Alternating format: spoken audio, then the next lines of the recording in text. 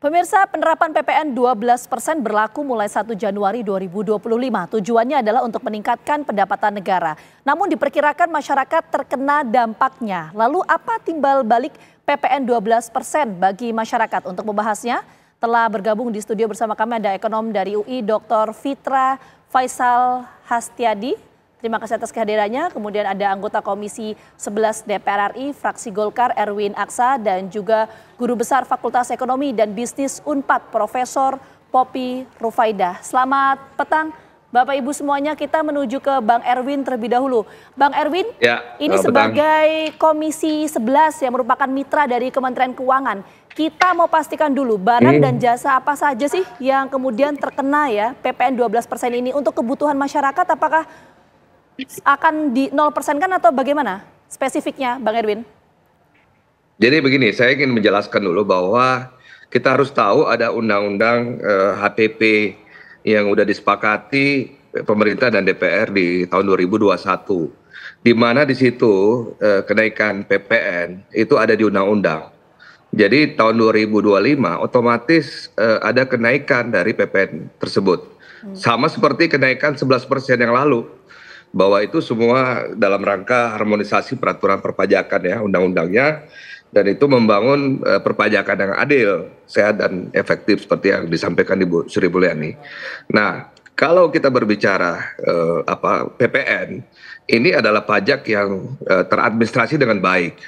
Jadi bagi Dirjen Pajak atau Kementerian Keuangan ini sangat mudah untuk mendeteksi perkiraan penerimaan negara tahun depan. Jadi saya kira kenaikan PPN ini pertama sudah dibahas di DPR 2021. Kemudian insentif yang tadi disebutkan itu harus ditulis dengan baik supaya tidak terjadi moral hazard ya, karena di situ membedakan antara wagyu yang orang kaya dan tentunya bagaimana daging untuk yang masyarakat kita di bawah, itu perlu kehati-hatian. Oke, Bang Erwin, tapi yang ingin kita spesifikkan adalah artinya apakah bahan pokok misalnya ada beras, daging, ikan, telur, sayur, susu di undang-undang sudah jelas semuanya ditulis bahwa ya yang terkait dengan bahan pokok ya yang tadi disebutkan nama Pak Menko dan Menteri Keuangan, itu dijelaskan bahwa ada sektor-sektor atau produk yang dibebaskan dari PPN ini, dan itu harus ditulis dalam Permenkyu nantinya oleh Ibu Sri Mulyani.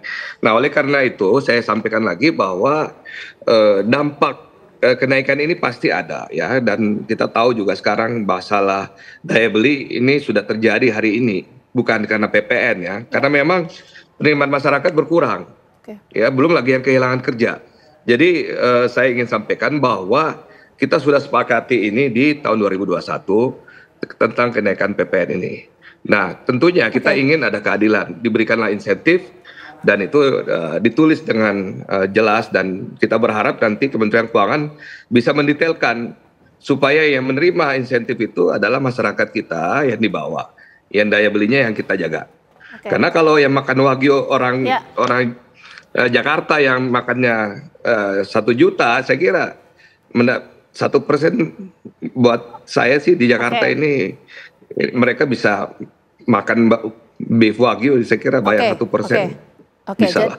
Ya, jadi soal detail bahan pokok ini apakah akan naik atau tidak itu nanti masih didetailkan di peraturannya ya Bang Erwin ya. Kita menuju ke Prof. Poppy dulu. Prof. Poppy, jadi artinya dengan adanya kenaikan PPN 12% ini, tadi seperti yang disampaikan oleh Bang Erwin, ini kan untuk spesifiknya atau detailnya nanti akan dituliskan di peraturan Kemenkyu ya. Nah, ini apa yang bisa kita soroti dari dampak adanya kenaikan ini, Prof. Poppy? Ya, dengan adanya dampak sudah jelas bahwa pengenaan tarif 12% PPN itu diperuntukkan bagi barang-barang premium. Seperti tadi daging premium, beras premium, kemudian udang premium. Itu adalah barang-barang yang biasa dikonsumsi oleh masyarakat yang kelas tinggi. Yang memiliki kemampuan untuk membeli beras seharga 1,5 juta per kilogramnya, kemudian wagyu antara 2,5 juta sampai 3 juta per kilonya, itu adalah kelompok segmen pasar yang memiliki kemampuan untuk itu. Dan di Indonesia pasar itu ada, mereka memiliki kemampuan yang sangat tinggi untuk membeli produk-produk tersebut. Bahkan berdasarkan penelitian yang sudah terlaksana, yaitu porsi pengeluaran PPN berdasarkan kelas pendapatan masyarakat, ini kelas atas ini adalah kontribusinya sangat tinggi dibandingkan dengan segmen kelompok miskin, rentan, calon kelas menengah atau kelas menengah yang memang secara signifikan tidak akan terkena dengan ketentuan tersebut. Okay. Nah, dampak dari adanya peningkatan PPN 12% terhadap barang-barang premium yang sudah ditentukan oleh pemerintah, baik itu pendidikan premium seperti sekolah pendidikan internasional untuk SD yang uang sekolahnya sampai ratusan juta dan memang itu pasarnya, itu yang akan dikenakan. Nah, bagi perusahaan pasti akan kena dampak dengan adanya pengenaan itu. Dan seperti yang telah terjadi pada saat PPN 11% meningkat periode pasca COVID, perusahaan-perusahaan tentu harus melaksanakan penyelarasan strategi harga dan pemasarannya. Okay. Kenaikan PPN memaksa perusahaan untuk merevisi strategi harga, strategi pemasarannya, kemudian menekankan value added yang lebih dan juga eksklusivitas produk yang ditawarkan kepada pada konsumen atau target marketnya. Okay. Kemudian juga biaya produksi dipastikan akan meningkat karena ada peningkatan ini, namun sesuai dengan segmen pasarnya tadi. Jadi untuk produk-produk yang dikategorikan premium itu adalah diperuntukkan untuk segmen pasar masyarakat yang memiliki kemampuan untuk itu.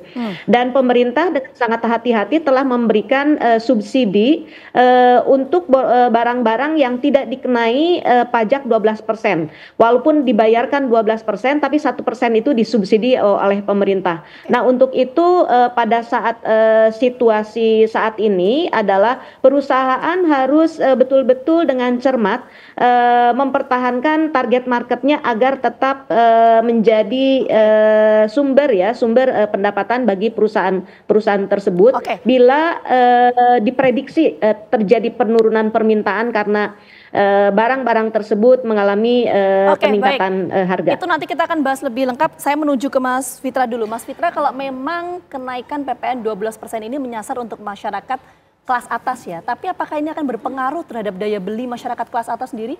Mas Fitra? Iya, gini, masyarakat kelas atas tentunya tidak terpengaruh ya. Jadi karena mereka itu tidak terlalu pengaruh dengan harga karena income mereka sudah relatif tinggi. Tapi ada dua kemungkinan, Mbak. Pertama, kita akan melihat potensi ada snoop effect. Artinya ya barang-barang premium itu biar bagaimanapun akan terus dikonsumsi oleh kelas menengah ke atas.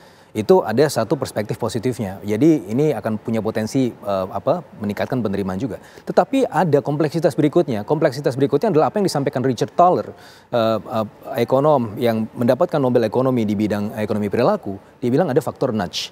Nah, ini bisa jadi, ini kan harus diukur ya, bisa jadi kenaikan 1% saja itu kecil sekali, tidak beralasan kemudian kita melihat bahwa ini akan memiskinkan orang kaya karena mereka sudah sangat luar biasa kekayaannya, tapi itu akan mempengaruhi perilaku mereka untuk belanja.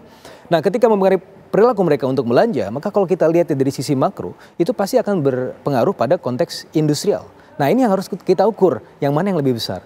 Berdasarkan beberapa perhitungan ad hoc saya, ini sebenarnya memiliki kecenderungan bahwa ini akan hindar konsumsi ya untuk masyarakat menengah ke atas ini, bukan karena mereka tidak mampu untuk membeli, tapi karena faktor perilaku tersebut yang mungkin belum masuk hitung-hitungan pemerintah. Itu yang pertama. Terus yang kedua, ketika ini industri ini anjlok, pasti kita kan harus melihatnya semua dalam prinsip keseimbangan umum, tidak hanya secara parsial bahwa ini akan berlaku pada sektor ini saja.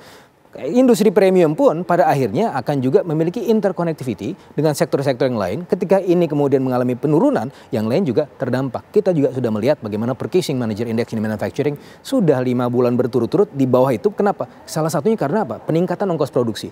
Kalau ongkos produksi yang sudah berlipat-lipat ini kemudian menekan aktivitas industrial, ya bisa jadi ini mungkin tidak akan langsung, tapi juga akan bisa punya dampaknya gitu jangka menengah panjang. Artinya kalau ada perubahan perilaku dari masyarakat menengah ke atas, ini apakah juga artinya akan berdampak terhadap masyarakat ke bawah? Sudah pasti, karena sebagaimana yang saya sampaikan tadi, semuanya berdasarkan prinsip keseimbangan umum yang saling terhubung. Oke, baik, kita menuju ke Bang Erwin. Bang Erwin, bagaimana memastikan bahwa kenaikan PPN 12% ini tidak berdampak terhadap masyarakat kelas menengah ke bawah, seperti yang disampaikan oleh Mas Fitra?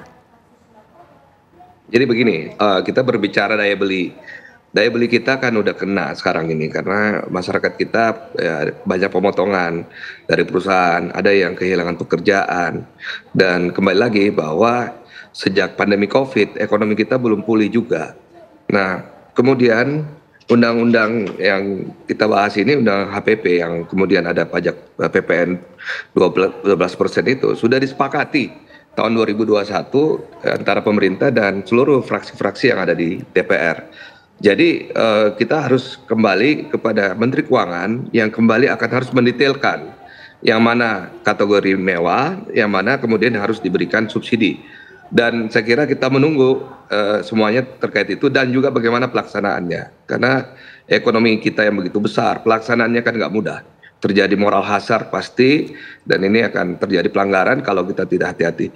Nah, kembali lagi bahwa PPN ini adalah pajak yang teradministrasi ya dengan baik di Dirjen Pajak, sehingga gampang sekali memungutnya dan kemudian gampang memonitornya setiap bulan. Berbeda dengan pajak-pajak lain yang self assessment.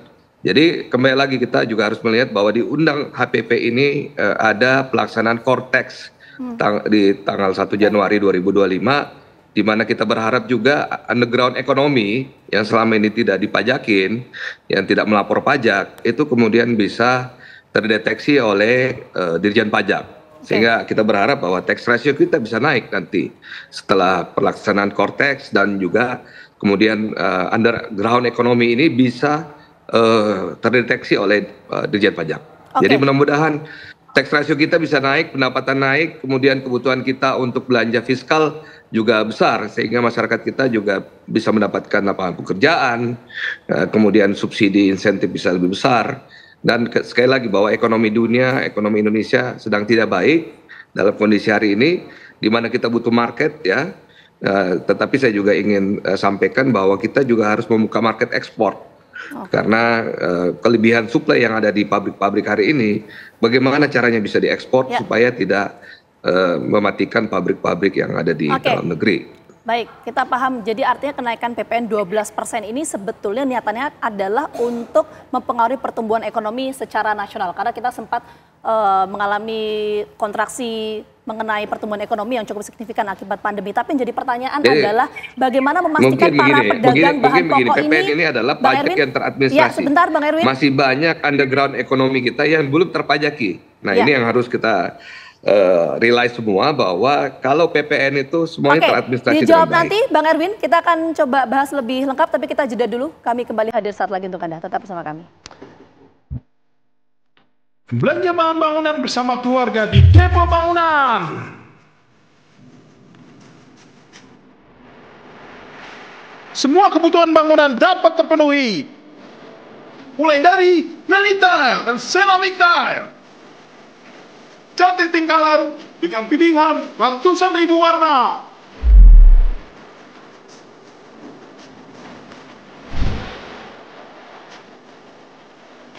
Sanitary dan plumbing.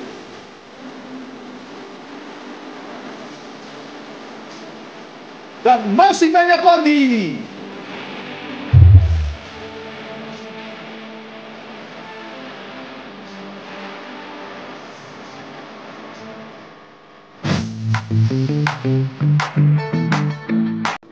Sudah banyak yang merasakan keuntungan lebih belanja di Depo Bangunan. Penuhi kebutuhan dan raih hadiahnya. Mau seperti mereka? Menangkan undian berhadiah total 14 miliar di Depo Bangunan. Ayo belanja. Hanya di Depo Bangunan. Baik, kita langsung menuju ke Prof. Popi. Prof. Popi, kalau tadi disampaikan oleh Bang Erwin, sebetulnya kenaikan 12% ini kan untuk mempengaruhi pertumbuhan ekonomi secara nasional ya. Tapi bagaimana kemudian memastikan bahwa untuk kenaikan PPN 12% ini tidak membuat para pedagang kebutuhan pokok di pasar ini reaktif sehingga menaikkan harganya? Karena kan ini juga bisa berpengaruh terhadap daya beli masyarakat menengah ke bawah. Seperti apa? Prof. Popi?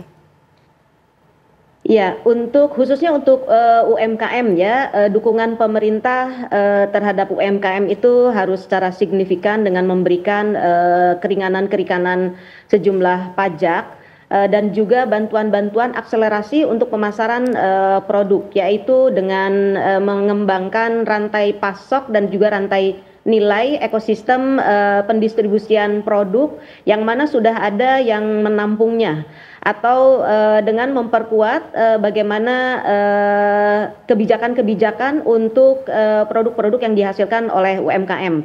Kemudian bagi para pedagang yang notabene berdasarkan produk-produk yang sudah diumumkan tidak terkena, tapi akan terkena bila itu berhubungan dengan biaya-biaya transportasi. Dan seperti diketahui juga bahwa untuk biaya itu pun tidak dikenakan. Nah, untuk menghindarkan efek ini tentunya akselerasi pada para pelaku usaha yang memiliki pendapatan terbesar pada segmen masyarakat menengah ke atas atau segmen orang kaya di Indonesia, ini yang perlu mengembangkan strategi pemasarannya yang betul-betul memprioritaskan eksklusivitas sehingga pasar tersebut tidak hilang kemudian tetap bertahan walaupun pengenaan terhadap pajak itu ada. Dan bagi segmen menengah ke bawah tentu ini yang harus dipertahankan adalah konsistensi pemerintah untuk tetap memberikan bantuan-bantuan bagi segmen ini. Kemudian inovasi dan diversifikasi dengan memberikan dukungan-dukungan pada intervensi pasar ya, intervensi pasar untuk produk-produk yang dihasilkan oleh tadi sebutkan oleh para pelaku usaha yang mana bisa sinergitas dengan para pengusaha besar sehingga produk-produk itu bisa lebih masuk pada pasar yang memang bisa dibeli oleh pasar dengan kemampuan daya beli yang besar. Kemudian juga di sini yang disebut dengan inovasi dan diversifikasi ini adalah mengenai masalah packaging, kemasan, penampilan, mutu produk yang betul-betul sekelas dengan produk yang dijual oleh produk-produk dengan harga yang sangat mahal tersebut. Contohnya adalah seperti produk beras yang berasal dari satu negara Jepang misalnya yang harganya sampai 1,5 juta per kilo yang memang itu dikenai pajak 12%. Namun tentunya kan itu tidak masuk ke dalam pasar tradisional yang masih harganya antara 12.000 sampai 15.000. Prof. Popi, itu tadi ya strategi yang harus dilakukan. Kita menuju ke Mas Fitra. Mas Fitra, jadi bagaimana untuk mencegah terjadinya reaksi atau reaktif dari para UMKM yang akan menaikkan harganya di tengah pemberlakuan PPN 12% ini? Iya, setannya ada di detail kan. Nah, maka ketika kita melihat itu ya ada kemungkinan market failure terjadi di lapangan ya. Ada kemungkinan pertama ada kemungkinan ekspektasi inflasi. Meskipun tentunya ini tidak menjadi objek atau subjek dari penaikan PPN itu, tapi siapa yang bisa menjamin? Itu yang pertama. Di pasar nanti ini di Pulau Gadung, di Pasar Rawamangun, siapa tahu nanti setelah berita ini itu sudah naik semua. Kita nggak tahu siapa yang bisa mengontrol. Apakah Kementerian Keuangan punya resourcesnya untuk menjamin semua itu? Itu yang pertama. Sosialisasi jadi yang dibutuhkan ya? Ya sosialisasi, tapi kan ini masyarakatnya kita siapa yang bisa mengontrol? Orang illegal cigarette aja sekarang sudah membuat negara rugi sekitar 2 triliun gitu. Dan kalau kita melihat sebenarnya saya bisa berempati dengan Bu Sri Mulyani dan juga teman-teman parlemen karena Undang-Undang HPP 7 2021 ini kan dibuat dulu semangatnya adalah karena defisit kita memang sudah di atas 5% akibat pandemi gitu kan. Nah, tapi kan mencoba untuk dirunkan dengan misalnya PPN itu yang karena PPN paling gampang. Tapi masalahnya adalah sekarang itu kan kita tidak ada urgensi. Urgensi kenapa? Tahun lalu anggaran defisit kita 1,65%. Tahun ini defisit APBN kita terhadap GDP paling cuma maksimum 2%. Jadi tidak ada semacam urgensi yang terlalu signifikan untuk kita menaikkan itu. Di sisi yang lain ada dampak negatifnya. Karena kalau kita lihat Mbak ya, tahun 2022 naik 10 ke 11%. Revenue malah anjlok 1,4% kok. Dan saya rasa dari beberapa simulasi itu juga memiliki potensi shortfall ya yang cukup signifikan. Bahkan apa yang saya hitung itu bisa shortfall 100 triliun rupiah. Akibat dari kebijakan yang mungkin belum terlalu komprehensif. Kita menuju ke Bang Erwin. Jadi menurut Mas Fitra nggak ada tuh urgensinya untuk menaikkan PPN 12%? Gimana Bang Erwin? Jadi kembali lagi ini undang-undang. Undang-undang ini kan dibahas, udah diuji publik dan sebagainya, udah bisa ada perpu, udah dibahas di DPR. Ya dan kita tahu bahwa kenaikan 1% ini itu sudah ditetapkan 2021 yang lalu. Jadi menurut saya kalau berbicara terkait dengan insentif, nah ini yang perlu kita bahas lebih detail. Karena tadi terkait dengan UKM, terkait dengan masyarakat yang kelas bawah. Karena yang terdampak ini adalah UKM, masyarakat kelas bawah yang daya belinya rendah sekali hari ini. Oke, silakan tadi. Nah, kalau terkait dengan pengusaha menaikkan harga, kalau mahal yang nggak dibeli sama masyarakat pasti diturunin lagi. Jadi kembali lagi bahwa market itu pasar sudah tahu kalau harganya naik, ya macam-macam lah, pedagang bilang harga solar naik, harga truk naik, macet di jalan. Jadi saya juga biasa jual semen dulu. Jadi lebih duluan distributor saya menaikkan harga dibanding pabrik. Jadi biasalah mereka punya perilaku begitu setiap ada isu-isu seperti begini. Tapi kalau naik nggak laku ya mereka juga pasti akan terkena dampaknya. Oke, sudah ada aturannya jadi. Ya, jadi gini ya, undang-undang itu kan kita pernah belajar dari peristiwa COVID. Undang-undang 17 tahun 2003 tentang keuangan negara, maksimum defisit 3%, itu bisa ada Perpu 1 2020 dan kemudian menjadi Undang-Undang 2 tahun 2020 yang membolehkan bahwa kita defisit APBN bisa di atas 3%. Nah, ini kan saya nggak tahu ya, saya nggak kurang paham juga karena saya ekonom. Kan kalau belajar dari situ seharusnya bisa ada Perpu juga gitu kan untuk kemudian mengintervensi ini undang-undang. Terus yang kedua yang tadi saya sampaikan, ini karena banyak exemptions memang bagus. Tapi what for? Karena apa? Potensinya paling cuma dapat 1,7 triliun dengan exemptions itu dan yang lain sifatnya nggak elastis begitu. Oke, jadi ada potensi untuk mengeluarkan Perpu juga. Punya kewenangan untuk itu Bang Erwin? Tadi menurut Mas Fitra. Ya kalau itu wewenang dari pemerintah ya, kalau Perpu. Kalau legislatif kan sebagaimana biasa Perpu ya kita akan terima kalau itu sudah diterbitkan. Tapi kembali lagi bahwa underground ekonomi kita ini banyak sekali. Jadi pemerintah itu kita jangan hanya berbicara tentang PPN saja, tetapi masih banyak ekonomi Indonesia ini tidak terdeteksi, belum terlaporkan. Jadi tolong yakinkan juga bahwa tax ratio kita ini rendah sekali. Salah satu penyebabnya karena underground ekonomi tidak terdeteksi. Ya, siapa yang bisa deteksi hiburan di Jakarta ini berapa dia bayar tip? Ya kan nggak ada yang bisa tahu. Tetapi inilah kembali bahwa implementasi digitalisasi juga dari Dirjen Pajak itu harus diterapkan. Ya mudah-mudahan dengan Cortex ini yang kita akan lihat nanti tahun depan, mudah-mudahan bisa menaikkan rasio pajak kita. Sehingga tadi kalau memang PPN diperlukan untuk memberikan insentif secara menyeluruh, saya kira pemerintah akan lebih baik. Tetapi sekali lagi tadi disampaikan bahwa PPN ini adalah instrumen yang paling mudah bagi Dirjen Pajak untuk mengejar. Karena kalau yang lain ini masih sifatnya self assessment ya. Jadi sulit juga bagi Dirjen Pajak yang jumlah SDM-nya terbatas. Oke, kalau menurut Prof. Popi bagaimana soal kenaikan PPN 12% ini? Seberapa urgent sebetulnya?